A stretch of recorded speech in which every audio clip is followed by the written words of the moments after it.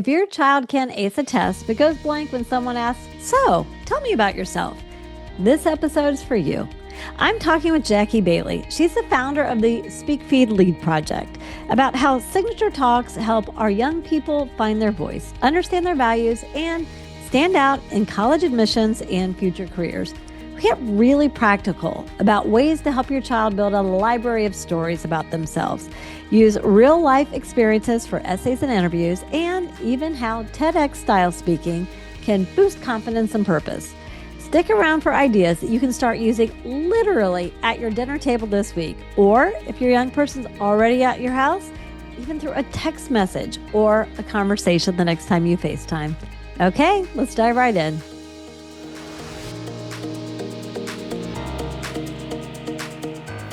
Jackie Bailey, welcome to the show. Hi, Lisa. It's great to be here. I really appreciate the opportunity.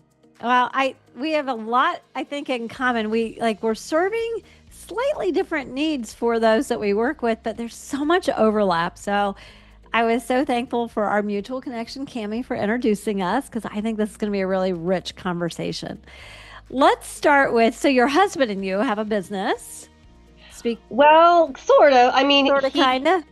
Sort of, kind of. I'm the founder of a nonprofit, and he is currently the president of the board of directors. Oh, okay. So that's the way that we kind of partnered together. Okay. So tell us about your business that supports young people. Well, it's called the Speak Feed Lead Project. Love it. And it basically defines what we do in the title, which is that we help people to speak with power. We help them to feed others in word and deed, not necessarily by mouth, food. Love that. And then we teach them to be exceptional leaders as well, and to lead with positive influence. And so the Feed Lead Project is our way of giving that opportunity to both young people and adults to fulfill all of those things to make them, exceptional, influential leaders. I love that. What is the age group that you guys work with? Because I know we've got some overlap, but you've even worked with some younger students than ours. Yeah, I've coached kids 1-to-1 as young as 9 years old, but most of our programs seem to work best for the kids that are around 10 and up.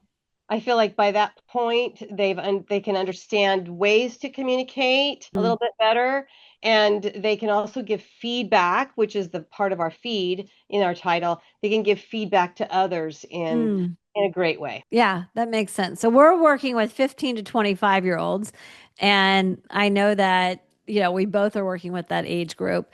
So one of the things that you guys help students do, and people really of any age, is to understand what their signature talk is. And can you define what a signature talk is and the way that you guys look at it? Sure. A signature talk is the unique message that each person has to give based on their personal life experience and the lessons learned from those experiences. And the reason I feel it's important is because when you know what you would say, if given an opportunity to talk for 5 minutes about the most important message you'd have to give in 5 minutes, if you know what that is, then you also have a sense of your core values. You know your character, and you understand a little bit of what your purpose is for being here. And by knowing that, young people that we work with, I know will never consider taking their lives, because they understand not only the value that they personally have and contribution they can bring to the planet, but they recognize that everybody else has the same value. And if they just spent time talking to that person and learning their story, learning their signature talk, if you will, that they would also find value in that person. Well, it's like through that communication, even though that other person might not understand the concept of having a signature talk and being clear on their values and all the things, you still can get to what would be part of their signature talk when you understand your own, right? Yeah. You learn what types of questions you can ask someone to really dive deep beyond the 30,000 foot courtesy type questions that we ask people, like, how are you today? That's so rote that we've come to just recognize that no one really wants to know the answer to that question. It's sort of something we ask in passing. But if you know how to dive a little bit deeper and the types of questions that will help you to do that, now you can really focus in on learning something interesting or new about everybody that you talk to. It's interesting. We, in our career clarity work with the 15 to 25-year-olds, everybody takes the Berkman personality assessment. So and I mean, there's so many assessments out there, but this is my favorite and I'm master certified in it. And we start with that because it really looks deeply at like who we are in I say Yeah. our personality DNA, right? So what motivates me? What are my strengths? What do I expect from other people in my environment? That's really the secret sauce of the Berkman that kind of sets it apart. And then we Yeah. talk them through their values, but we always say like you start with your own Berkman first because when you understand your own wiring deeply, then you can understand others because we do kind of understand everybody else through the lens of our own lens, right? Our lens of self first. So we've got to start with self-knowledge before we can really start to deeply understand other people. Yeah. And I've seen that with the young people that we've worked with when they begin to understand what life's lessons have taught them and how it's shaped them to who and why they are, everything changes for them. And they understand what is in alignment for them and what is not. So that Mm-hmm. also leads to better decision making, right? Because if you can decide, you know what, that doesn't feel like it fits who I really am, then I'm going to avoid doing that. But on the other hand, if I'm being given this opportunity and that really fits with who I am, what I've learned, and what I feel like I want to give back to the world, then that's easy. It's a Yeah, no. So absolutely. Well, we talk, and this is part of like there's a lot of mindset work with the work that we do, and I'm sure that you do, right? Actually, one of the first little lessons we put in our course is how to mind your mindset as we set about this really deep and important work that we're going to do. And so, as we're thinking about what's in alignment when it comes from at least a career place, I see young people, and I wonder if you see this too, where like we work on not only understanding yourself and then connecting it to career awareness, but then we want to validate those career options mhm. and that's where the alignment piece comes in. I always think about a chiropractor, right? Getting in there and giving us an adjustment to make sure we're feeling our best. And if you believe in chiropractic, not everybody does, but Yeah. you're in alignment, you're feeling good in your body, right?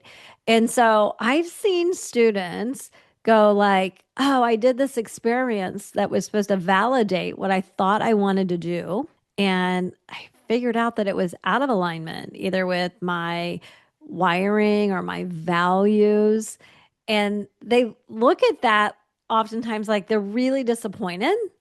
And I'm like, that's a win. Like, Yeah, absolutely. validation isn't just getting to yes. Yes, eventually you need to get to a yes, but validation is fit or no fit, right? Absolutely. So I'm curious. So when we start, we're looking at like how you're wired, what your values are, but we don't expect them to come to us knowing that. So when a student wants to develop a signature talk, what do they have to know before they can create one? And who's a good like where do you even start? Do they need to know some of these things or do you guide them through to exploring them? Most of the kids, if you would, the young people that I've worked with and I've begun to assess, if you would ask them, do you feel like there's a message you would give? Like, again, if you had 5 minutes to talk to the world, what Yeah. would you say in that 5 minutes? Now, I did at one time ask my grandson, who then was 9 years old. He was actually a guest on my podcast because we were talking Oh. about leadership, and I wanted to hear what a 9-year-old might have to say. And I asked him that question. I said, Sam, if the whole world came into your living room and said, tell us the most important thing you know, Sam, what would that be? And he said, well, first of all, Grandma, I'd tell him to get out of my living room. He said, Love that. then I'd tell them that they need to get off the video games and spend time with their family. So at 9 years old, he knew he had something important to say. And certainly there's a lot of people in the world that need to hear that message, Yeah. even from a 9-year-old boy. So a lot of kids know it. They can think about what they'd say because they've had experience where they've learned something is important to them. But I would say most kids don't. They don't really recognize that the experiences they've had in life have really shaped Mm. their personality and their values and who they are. So I start by asking them some questions. One of the ones I might start with is, tell me three of your greatest accomplishments. With an accomplishment being something that you set a goal to do, and over time we're able to achieve whatever that goal is. And, a lot of kids, they don't, especially girls, we don't always look at those positive experiences we've had, but when they're given an opportunity to, boy, they come up with amazing things that maybe we wouldn't consider amazing, but for them it was a really big deal. Yeah. But on the converse side of that too, by asking what have been what are the three greatest failures you've had?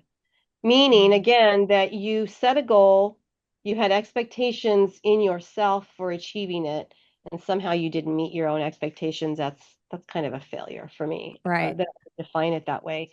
And so again, when they look at that, now we can see, okay, what did it take to achieve those things?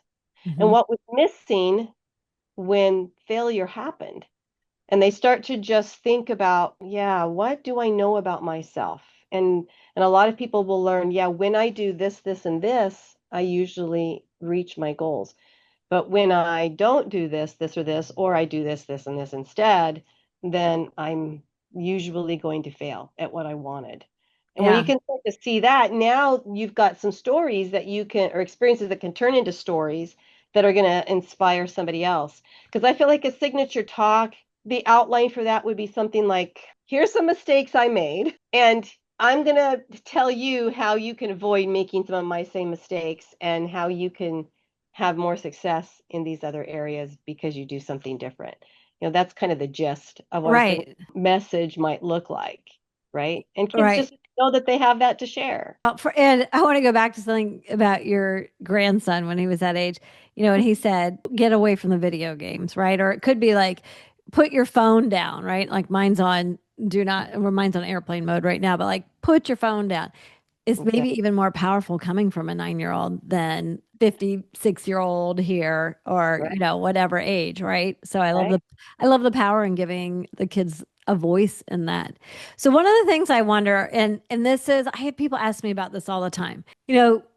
People, well-meaning people, when it comes to the career clarity piece that we're working on, will say like, "Oh, find your passion," right?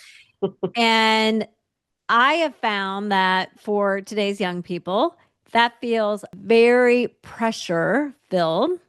Like there's Yeah. this one thing out there that I have to be so passionate about that I have to discover that one thing and then I have to go do that.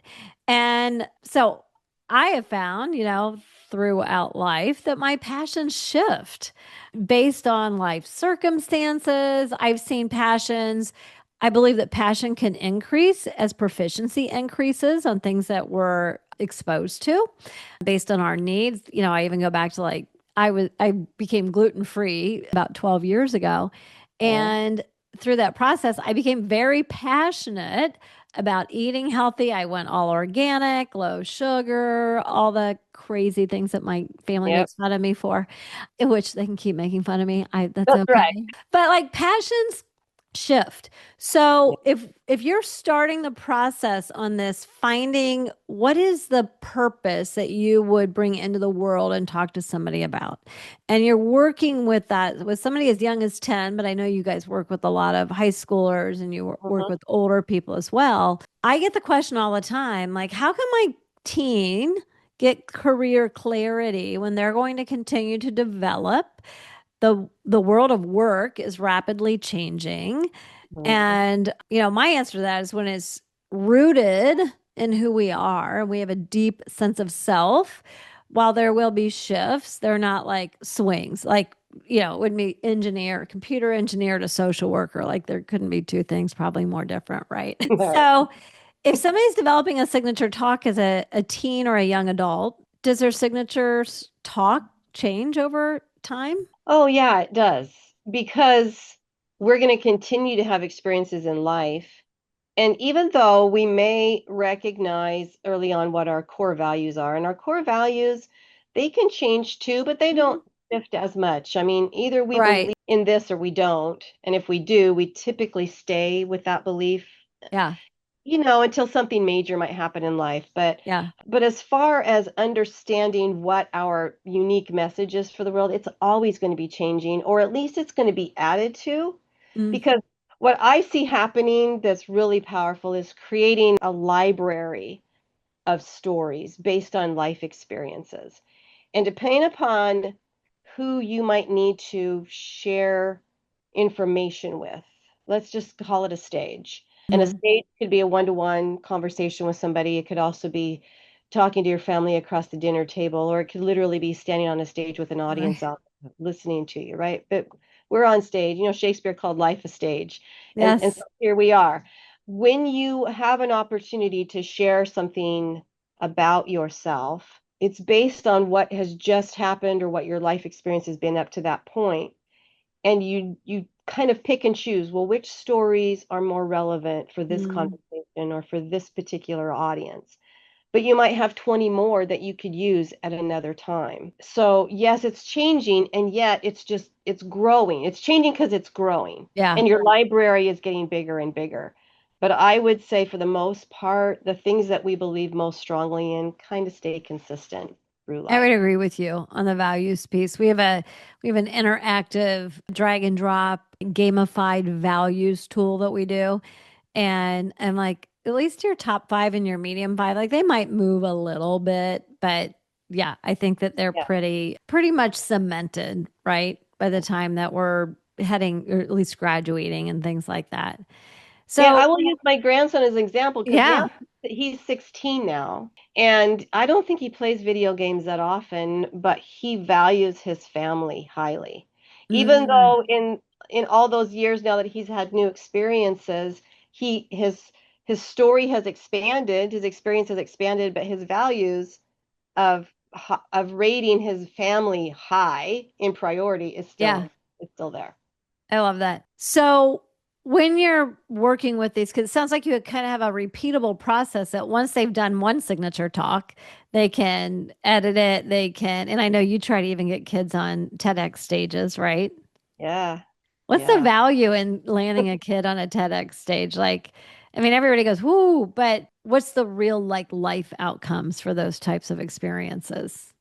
Well, a TEDx talk is a very unique animal in itself because it's specific in the organization of your topic. Hmm. So with TEDx, you are to share a new idea with the audience based on a problem that you personally have an emotional connection to, and you can identify another demographic of people that likely have experienced that same problem. Yeah. And then how did you solve it for yourself? And then you're sharing this solution that I found might also work for you.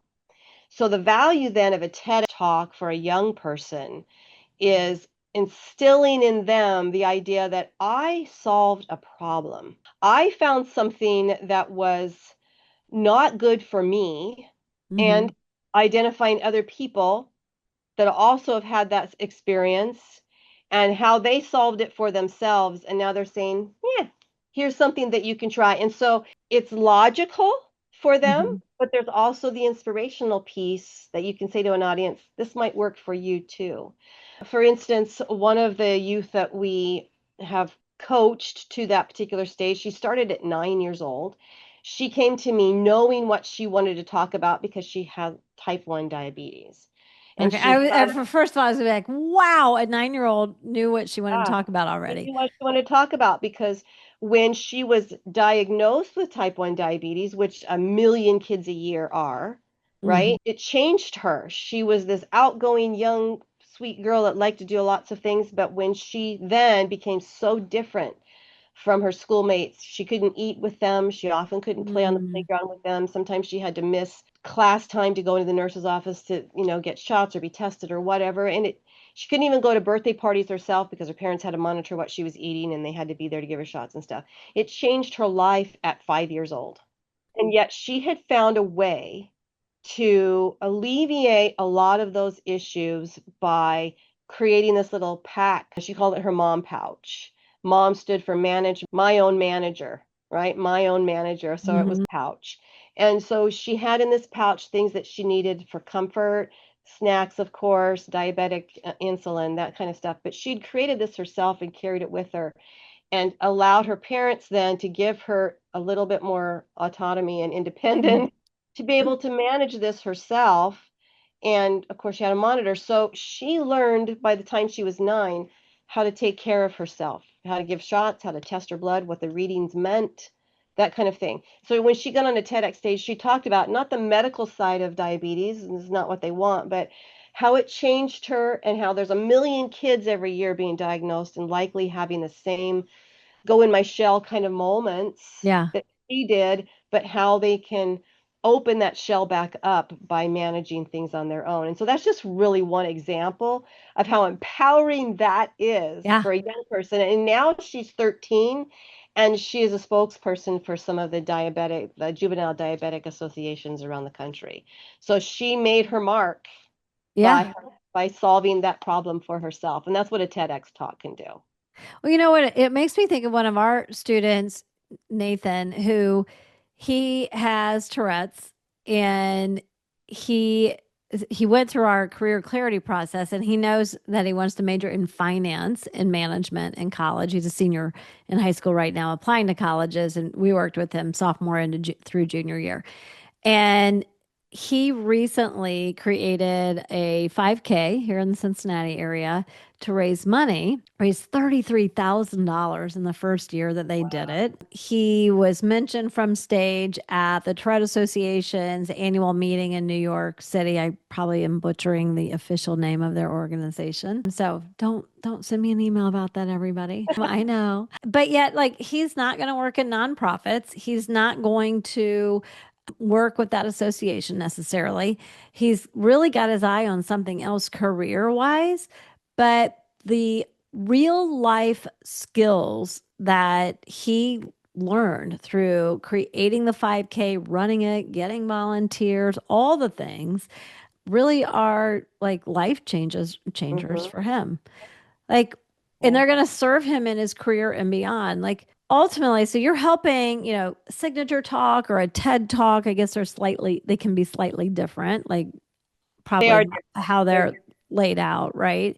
Yes. You're helping identify through the process, they come out identifying values and purpose and things like that and how to connect with other people. What are the other benefits and how is this helping your students be successful? Because I can only imagine that the kids come out of the program and they're graduating high school and they're moving on, whether it's college or straight to career or some other training, vocational training. What are the ancillary benefits that are coming out of the process that you feel like are serving the bigger picture as they launch into adulthood? That's such a great question, Lisa. Thank you for asking that. And I'm going to jump back for just 1 second to Yeah. defining that passion idea that we talked about earlier, Yeah. because I think that passion comes from opportunity. When we take Mm. opportunity to do something new or try something Hmm. or accept an invitation, we might find a new passion that we have. So along those lines, then when kids like that TEDx speaker I was telling you about, Yeah. when she says, I want to share what I learned, and she Hmm. takes the opportunity to do that, that becomes her passion. And then that passion blossoms into being able to serve other people based on her personal story that she can continue to share. And I can't even imagine the numbers of children that she's inspiring, right? Yeah. So that's where passion can grow from. But as Hmm. she gets older, she's not going to be a juvenile diabetes Right. spokesperson anymore, but maybe she'll go into working for, Diabetes Foundation or something. I don't know, but that's just kind of a way to see how the passion can grow Yeah. even when the values stay the same. So, some of the benefits then of a young person knowing their signature talk, and I think there's value in this. I know there's value in this, even if they never plan to speak on a stage. Yeah. It just goes back to the idea of knowing who I am, how did I get here, in other words, and why. Mhm. Why do I need to now be here? What's the purpose that I have, and how am I going to contribute to other people? So, I know that a lot of colleges these days are requiring some sort of a personal essay or a personal video.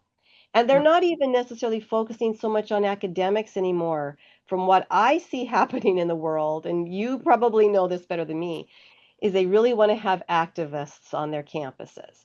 They want to have young people that, yes, they're smart, but they want them to be outgoing. They want them to believe in something. They want to show consistency of growth in an area or two and know that they're going to bring something to the campus that is going to ignite, it's going to spark ideas, it's going to do something. Mm-hmm. So those are the kinds of people I think institutions now are looking for. And a lot of these kids, they come to me and they go, I got to write this thing and I have no idea what to say because I haven't done anything big. I've never had any trauma. My parents have been great. I really never had an Yeah, injury or imposter syndrome because we haven't had trauma in our past. I hate that, right? okay, so they just don't even know, well, I want to really get into this college, but I don't know that I have anything inspiring to say. Well, when we can dive into some of the experiences they have had, a lot of times it's that they've served someone else. A lot of times they have seen somebody else's mistakes and they've decided, oh, I'm not doing that. Right? Exactly. And so they learn a little bit more about their personality and what they can contribute. And even then, just writing that personal essay becomes so much easier. And they realize, yeah, you know what? I actually have grown a lot. I Well, actually do have a yeah. better idea who I am. Well, Yeah. when you think about that, like you said, like the getting in piece, right? That it's not just in the personal statement, the college essay, aka college essay that they have to write, Yeah. but there are essays like there's a community essay. So what's a community you belong to? What's your impact in it? What do you get from it? Right. I've seen colleges ask, what's a topic that you get so interested in that you lose all track of time, Mm, right? That you're intellectually curious about. So they are looking for impact. It's that ripple effect. And I mean, that's a large part of why I do the work that I do because we're preparing that next generation. So right now, Gen Z to go out and make impact. And we could all probably agree, no matter what your politics, religion, or anything else is, the world needs people who are going to make it a better place, right? that are going to And speak up. They're going to speak that's up. right. They're going to find their voice, even if communication isn't what they're going to do for a living, right? Right. It kind of goes back to what you said about what colleges, what they're looking for, but I have the young people, particularly, so we serve all educational paths in our program, but particularly for the ones that are in college, they will often say to me like, "Oh, I think I had so many AP credits in high school, I might have room for a second major. Should I do a second major or a minor, right?" And they're trying to make these curricular decisions on what they're going to study. And Right. it's very individualized. So the answer I give, usually this is asked of me during our group Q&A time, so I can give a very individualized answer. However, the general answer for everybody listening to the podcast is you actually are better served to go work on your soft skills, such as communication, Mhm. or go get some real world experiences, job shadows, informational interviews, internships, get a industry recognized credential to a company instead of just picking up a second major and studying something. Like, go do something, right? Right. Absolutely. Yeah. Find ways to serve in your community, doing whatever, soup kitchen at Thanksgiving, Yes. whatever it is, you will find opportunities and likely passions that you didn't know you had. And Yeah. I, for one, have learned that I have talents in areas I didn't realize I had until I did some service for someone else and went, oh, I kind of liked that. That was kind of fun to do. I think I'll do that again. Right Yeah. now, I would never have gone down that road without taking an opportunity to do some service. So Well, for sure, you guys are making that ripple effect to make the world a better place for the work that you're doing with young people. If people want to learn more about how you help them come up with their signature talk or support students getting onto a TEDx stage, what's the best way for them to keep in touch? thank you again for that because I do have a hub, a website that is condensed in all of my social media platforms, the websites, even the retreats that we have, and you can also watch some of the TEDx talks of the kids and Mm. the adults that we've coached. And so it's Jackie Bailey 360.com. Okay, we're going Jackie to put it in Bailey the show 360. notes too. So nobody, if you're driving, don't do something dangerous. It'll be Yeah. in the show notes. Yeah, yeah. So you can look at all of them, not all of them, but a lot of the most recent speeches of our TEDx kids and adults and my TEDx talk, as well as some of the things that I've done at our podcast, which is called In the Groove with Todd and Jackie. All of those things you can find out, and even our coaching programs are all listed there as well. So it's an easy way for you to learn about what we're doing and the ways that it might benefit you. And as these young people move forward into their career, Yeah. communication is not optional. No. So you have to be able to communicate. And again, knowing your signature talk is another way to improve your communication, because you're going to be able to feel more confident in a job interview, Hmm. because you don't have to just answer yes or no. You can actually go back to that library of stories that you have in your brain and pull out one that is relevant to this question and give a real life story example to answer that Yeah. question. And I was in HR for a while in my Mhm. career. And, we didn't necessarily, I looked at lots of resumes and I would see experience and qualifications as far as, being able to do certain things and have certain Right. skills.